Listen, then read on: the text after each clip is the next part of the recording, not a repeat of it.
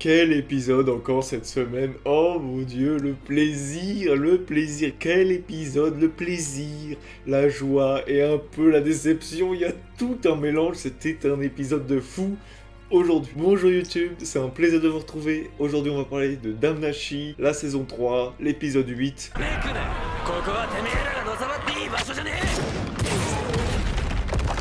On commence par un tout petit début avant l'opening qui m'a déjà surpris et qui, pour moi, était ouf. Ça lançait l'épisode, c'était ouf. Le Minotaur qui tue Dix.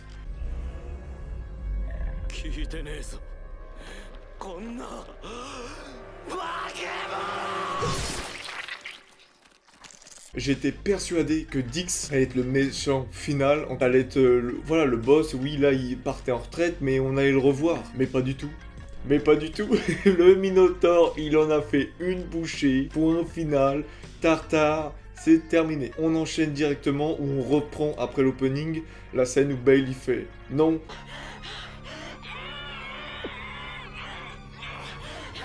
Il fait une astuce qui est scénaristiquement très bien faite. Il fait le coup de ce qu'il avait fait dans la saison 1 quand il dit non, c'est ma proie, personne ne touche. Il se met en avant, mais comme quoi il a réfléchi, c'était pas complètement fou quelque part ce qu'il a fait, mais quand même un peu. Et après, il y a un peu une facilité où les deux s'éclipsent. C'est un peu facile de faire ça dans son moment d'action, mais bref. En tout cas, il justifie le pourquoi il protège cette Weave, mais il n'affiche pas directement ses intentions, parce que justement, ça a été dit, s'il le fait, il peut avoir des très gros problèmes, mais surtout pas pour lui, mais pour sa familia. À ce moment-là, le message est qu'il pense beaucoup plus à sa familia. Bref, c'est pas le gros de l'histoire. On continue après, donc ça, je trouvais ça une bonne idée. Ensuite, derrière, la familia Loki. Et c'est un vrai plaisir, parce que quand on réfléchit, si on n'avait pas l'animé sur Eyes en bis, parce que j'appelle ça un animé bis, on les aurait jamais vus se combattre. C'est comme si on suivait ces 3 saisons, c'est la première fois qu'on les voit combattre, qu'on voit leur pouvoir, comment ils sont forts et tout. C'était très bien fait. Tiona et Beth qui arrivent, ça déglingue du monstre en 2-2. Et c'était tellement drôle. Je crois que c'est Tiona, je sais jamais leur nom, elle est entre les jumelles. Ils niquent juste en 30 secondes les deux monstres avec des petits schnettes. Et j'ai rigolé.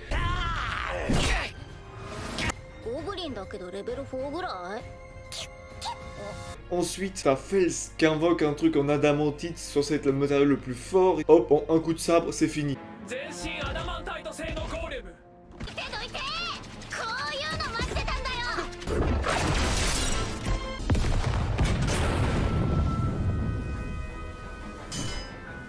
T'installes une puissance directe. Pour ceux qui savent pas, c'est 3 aventuriers de niveau 5. C'est la même puissance que Dix en x3. Et là, t'as le Minotaur. Oh, j'y croyais pas, mais c'était beau, le Minotaur qui arrive. On sait pas d'où, on sait pas comment, on s'en fout. Il vient ce bâtard.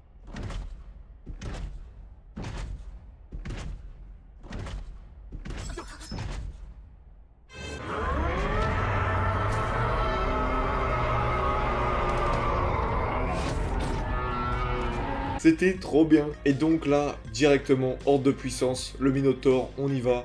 3 vs 1, 3 niveau 5 contre le Minotaur. Directement, dès le début, on voit qu'il les défonce.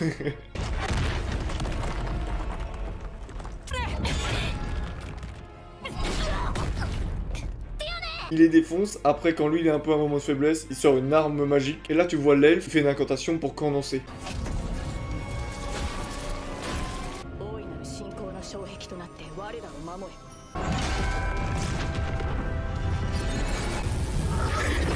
On voit les principaux membres de la famille Loki en action, et c'est la première fois dans le côté de Bale, on va dire ça comme ça, qu'on les voit, et c'était vraiment un plaisir de les revoir pour ma part, parce que j'ai vu l'autre saison, mais c'est vraiment un plaisir de les voir, c'était tellement bien. Il y a la hiérarchie de la puissance qui a été faite, parce que déjà, le fait qu'ils sortent une arme tellement cheatée, oh mon dieu, c'était tellement bien. Genre Thor, après ils sont paralysés, ils peuvent plus rien faire, et là, Ice qui rentre en action, un niveau 6, donc un niveau supérieur, et là, déjà l'animation était mieux. Alors c'est pas parfait, ça reste quand même Damnashi, mais effort sur l'animation, que ce soit sur les pouvoirs magiques ou sur les combats, il y a quand même eu un peu plus d'effort. C'était quand même beau et agréable à suivre. Tu vois que le Minotaur il est au coude à coude avec Eyes.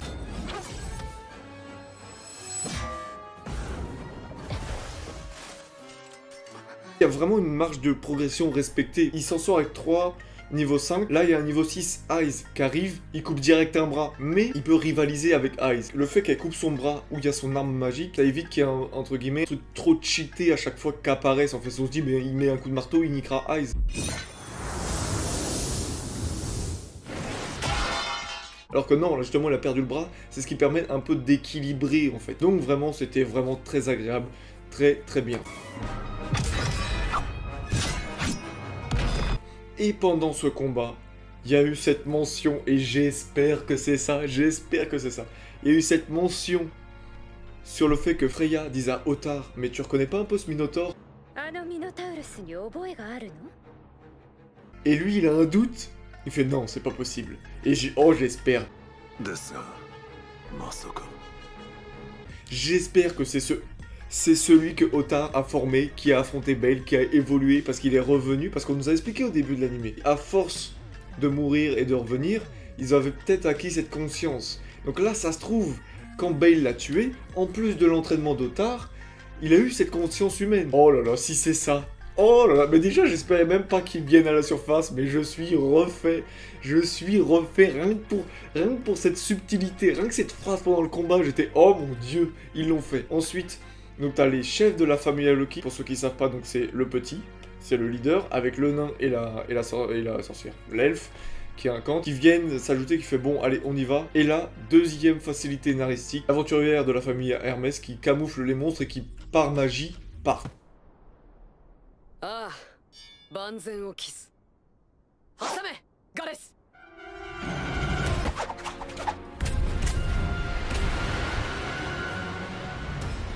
C'est pas grave, c'est pas dérangeant dans l'histoire, c'est juste un peu dérangeant dans la manière dont ça a été fait. C'est ça que j'essaie de dire. Dans l'histoire, c'est presque logique même qu'il parte. On n'aurait pas pu finir là-dessus. Ça aurait été presque dommage que le Minotaur meure alors qu'il a affronté 4 gars de la famille Loki niveau 6. C'est juste normal. Mais de la manière dont c'est fait, peut-être il aurait fallu essayer de chercher quelque chose de plus futile. Ou peut-être par faute de temps pour mettre dans un épisode, ils ont dû rusher, ce que je peux comprendre aussi parce que c'était un épisode très chargé. Ensuite, après ça, on balance. On bascule du côté de Bale, qui poursuit Winnie.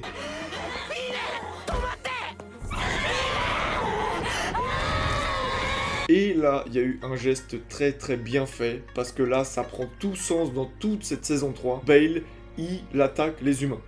Et ça, c'est très bien fait.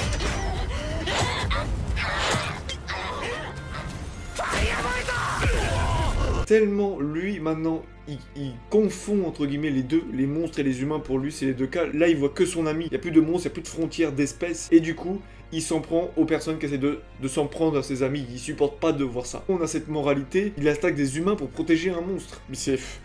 Rien, il n'y a pas eu grand chose. On n'en a pas fait des tonnes, parce qu'il n'y a pas besoin d'en faire des tonnes dans des cas comme ça, pardon. Faut juste montrer. Et c'est ce qui s'est passé. Il n'y a pas eu d'explication. On a juste montré, on a compris, c'était un message clair et fort qui faisait sens dans toute la saison. Et ça, j'étais très content de le voir. Donc, on voit que Winnie essaie de s'échapper et tout. Et là, l'animation, elle a pris un gros coup. J'ai vu encore Bale, encore une fois, pleurnicher. Moi, j'ai encore un problème avec ça. Je trouve qu'il pleurniche trop. Et même là, dans les moments d'action, oh, je suis pas assez puissant, un truc comme ça. Ça m'a... Bon... Ça dure 2 secondes, mais je me suis fait cette réflexion, faut que je le dise. Faut que ça sorte, il faut que ça sorte. Winnie, elle se fait encercler dans une arène, et là, tout le monde l'attaque.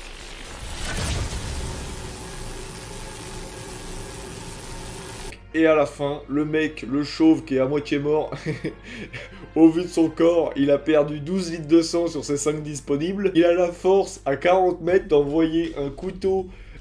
ou une reste de lame en plein cœur de Winnie. Non mais sérieux les mecs.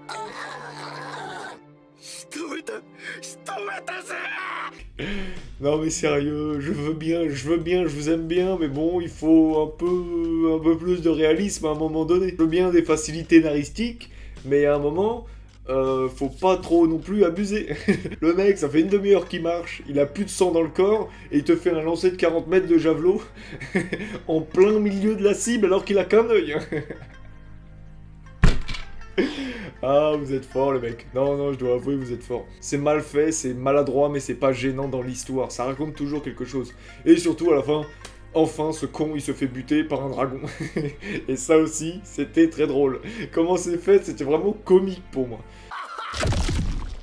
On voit les monstres qui reviennent. Ça, là, par contre, c'était gênant. Parce que les monstres reviennent alors qu'il y a les sorciers autour. Et les sorciers, ils sont une vingtaine. Donc, ils auraient pu niquer tous les monstres. Mais non, non, non.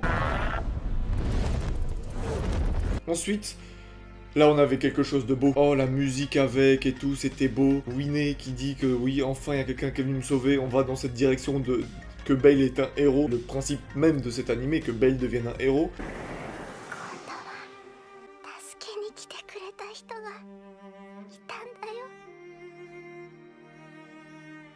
Elle disparaît lentement, lui il a des regrets, il pleure des vrais pleurs bien propres et elle meurt.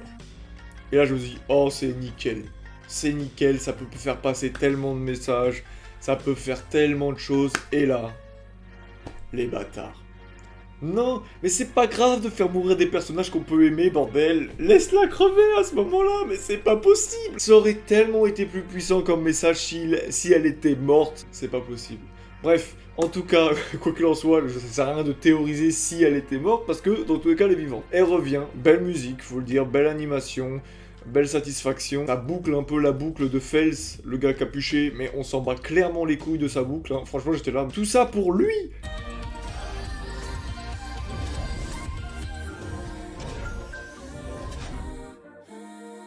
Avec sa magie, oui, oh, ça fait 800 ans, on s'en bat les couilles, mec, on s'en bat les couilles, tu serais pas là, ça aurait été la même chose, je sais même pas pourquoi t'es là en tant que personnage, toi. Bref, en tout cas, ça raconte quand même quelque chose, que voilà, quand il a pu la sauver, il y a un monstre qui a des sentiments pour lui, aussi, c'est quelque chose que ça raconte à mes yeux. Après le landing, il y a la petite scène avec le fait que Bale est mal du fait que Dix lui a dit que c'était un hypocrite de vouloir sauver ses monstres. Et Fels lui dit, attends, en 800 ans, j'ai jamais vu des gens qui voyaient les Xenos comme toi tu les vois. Ce que j'ai beaucoup apprécié, c'est quand il lui dit, ce que tu es, c'est pas courageux, je sais plus exactement ce qu'il lui dit. J'avoue, j'ai oublié. Mais il lui dit, tu es fou, et il faut que tu gardes cette chose que tu as, parce que c'est ce qui te définit.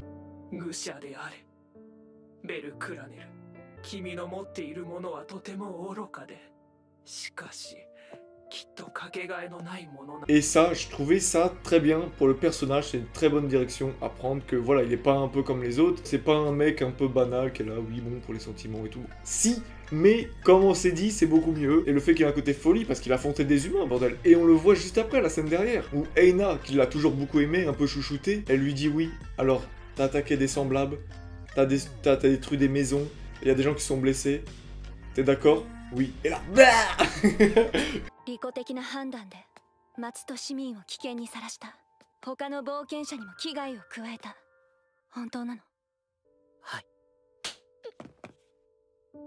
une grosse baffe, tiens, mange. Et parce que c'était mérité, et elle est triste de ça. Et lui, il se rend compte qu'il est entre les deux mondes. Non, mais c'est pareil, là, il n'y a rien besoin de rajouter. Juste, on comprend. Dans une scène, il n'y a pas un fond, il n'y a pas des flashbacks à la con. Dans cette scène, on comprend la gravité qu'il a fait, mais on comprend pourquoi il l'a fait. C'est beau, c'est beau. Franchement, sur ce point, j'ai beaucoup aimé cette fin, comment ça a été fait. Et j'ai vraiment hâte pour la suite, parce que là, on va un peu vite fait théoriser. Le Minotaure, tu vas pas me dire qu'il va pas affronter Bale ou un truc. J'espère qu'on va voir Ottar, le mec de la déesse Freya, vouloir le retrouver pour en avoir le cœur net. Oh, ça serait beau. Il y a tellement de choses qu'on peut faire là. J'ai quand même des espoirs. Je suis vraiment quand même content. C'est dans l'ensemble un épisode vraiment très agréable à suivre. C'était ouf. Franchement, c'était ouf. Je suis tellement heureux. J'espère l'affrontement, entre guillemets, de la famille Loki avec la famille Estia pour réglage de compte. Ah, je veux voir cette conversation Ice Bale. Je veux la voir, je veux la voir. Et j'espère qu'on aura tout ça la semaine prochaine, j'espère. Il y a trop de trucs. Mais en tout cas, voilà. Pour terminer là, c'était vraiment un très bon épisode. Je suis vraiment heureux de cette saison 3 qui est pour moi, à mon sens, très très bonne. Et j'espère qu'on va continuer comme ça parce qu'il reste entre 4 et 5 épisodes. J'espère qu'on va arriver sur une fin correcte. Parce que là, maintenant, est-ce que ça va être quelque chose de calme où il va falloir un peu parler avec les gens et tout, et après ça va être un peu des épisodes OSEF, ce qui est pas plus mal, parce que là, on enchaîne arc sur arc, mais ça serait bien un peu de voir des choses plus relax, où on voit un peu des choses plus traditionnelles, parce que ce qu'on oublie aussi, c'est que toute la famille Estia, à part Bale, on s'en est pas du tout occupé. Je vous laisse là-dessus, faites vos théories dans les commentaires. Je vais pas oublier, il faut que je fasse une vidéo théorie sur Damnashi, je vais essayer de la faire pour la semaine prochaine, ou maximum la semaine d'après. Je vous promets rien. Mais en tout cas, j'ai d'autres vidéos qui arrivent, essayez de me soutenir au maximum, n'oubliez pas de vous abonner, dites-moi votre avis dans les commentaires pour l'épisode et ma vidéo. Je vous dis à la prochaine, merci pour tout,